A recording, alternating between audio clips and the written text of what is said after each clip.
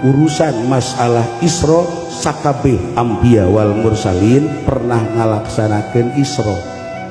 Eueuh nu teu ngalaksanakeun timulai Nabi Adam sampai junjunan Kangjeng Nabi Muhammad sallallahu alaihi wasallam. Nabi Sulaiman alaihi salam Isra ya. Make naon angin digerokeun angin. Hai angin, ta'al turun angin. Masya Allah nyamperkeun angin.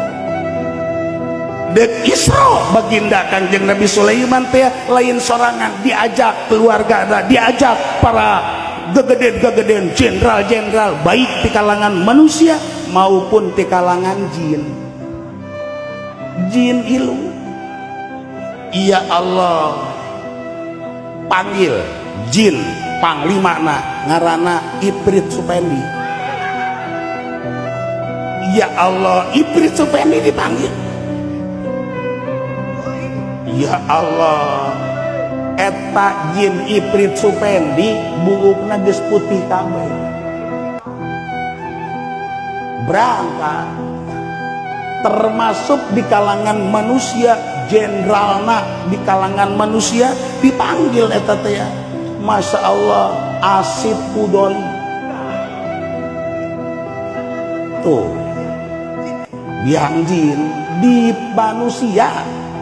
Ari di jin mah Ifrit Supendi, di manusia mah naon Asif Pudoli. Di Bandung mah Asep. Ya Allah ya Rabbi berangkat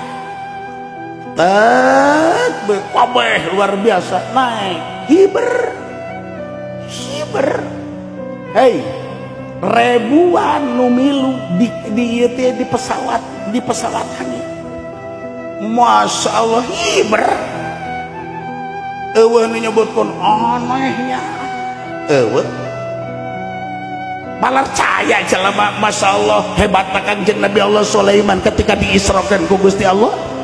Seorang Nabi Allah Sulaiman hanya pangkatna Nabi jeung Rasul teu nyampe kana ulul azmi. Komo abdulul makhluqat mah atuh masa baginda urang hei geus masuk kana jajaran ulul azmi bahkan abdulul makhluqat atuh teu aneh saeutik-eutik acan. Jelas tuh Masya Allah berangkat di tengah laut manggih ombak ngagolak luar biasa. Akhirnya cak Nabi Sulaiman Ifrit Supendi coba turun naon eta tia lolonja parahu set brus plak kebal cak kabehan teh paeh asana tah asana paeh eta mawa sorba barang dipariksa muncul deui hirup keneh. Masya Allah buukna putih keneh biasa. Hebat kah ditanya aya naon di jero aya bangunan istimewa terus ngan teu kapanggih lawang. Bangunan teh istimewa ngan teu kapanggih lawang. Cak Nabi Sulaiman boloon si eta mah. Coba Asif Pudoli turun Asif Pudoli Masya Allah ditongton kapanggih bangunan kapanggih lawang ngan teu bisa muka lapor deui terus cak Nabi Sulaiman geus eta Asif angkat be eta geus kusorangan diangkat set ditaekeun ka luhur. Begitu ditaekeun ka luhur begitu dideuleuh aya lawang dibuka ku Nabi Allah Sulaiman alaihi salam. Masya Allah manggih jelema di jerona pohara luar biasa istimewa. Ditanya iya di jero sabaraha tahun wallahu alam kula teh nyaho sababar tahunangan kula teh di zaman Nabi anu berarti kan geus ribuan tahun.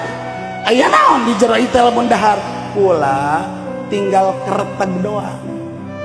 Lamun hayang ngadahar apel aya apel, lamun hayang ngadahar jeruk datang jeruk, buah bernu bikin kaji pendi senapae.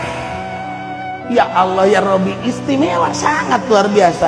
Ditanya ke Nabi Sulaiman, iya kumaha awalna maneh kok bisa kos kieu? Kula mah baheula teh ya ngan ukur ngurusan indung bapak doang. Masya Allah kula boga indung di urusan kula. Masya Allah lamun indung kula can dahar kula moal waka dahar, mun can mandian indung kula can waka mandi, mun can indung sare kula moal waka sare heula. Masya Allah istimewa sangat luar biasa. Tah terus beda urusan pan beda ke jeung MC urang mah indung pan diantepkeun be leju muriang terus be di urusan pas ini jeung dulurna sia bae atuh ulah aing bae siana atuh terus be ribut geus aing minta cai ka kiai datang ka kiai lain minta cager cenah paeh pan. Ya Allah hadirin wal hadirat rahimakumullah, tah ieu teh ya begitu maot indungna memeh maot ngadoa Gusti mudah-mudahan anu kual anak kula diberkahkeun hirupna ulah ditenden di langit ulah ditenden di bumi hartina sena istimewa Gusti diijabah ku Gusti Allah.